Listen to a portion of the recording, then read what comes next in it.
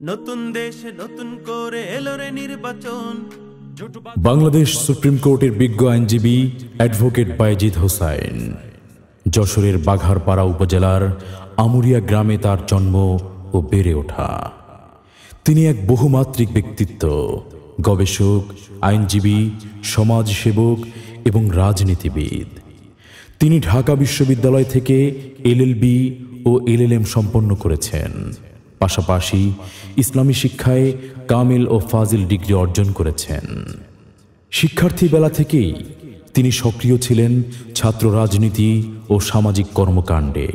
বর্তমানে তিনি ইসলামী যুব আন্দোলন বাংলাদেশের কেন্দ্রীয় আইন ও মানবাধিকার সম্পাদক হিসেবে দায়িত্ব পালন করছেন।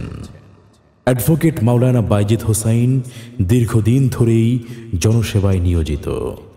তিনি গরিব দুঃখী মানুষের পাশে দাঁড়ান, বিপর্যয় ও দুর্যোগে সাহায্য পৌঁছে দেন এবং অসহায়দের বিনামূল্যে আইনি সহায়তাও প্রদান করেন।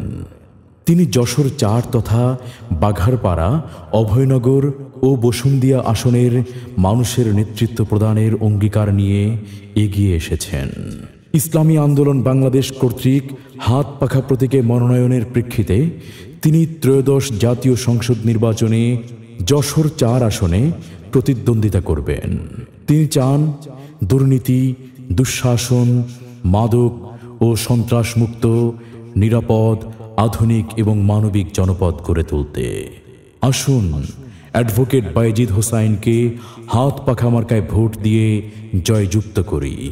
আপনার ভোট হবে সৎ, নিরাপদ ও কল্যাণমুখী যশোর ৪ গড়ার হাতিয়ার। ভাই দেখে হাত পাখা, সিল মারো ভাই, সিল মারো ভাই দেখে হাত পাখা।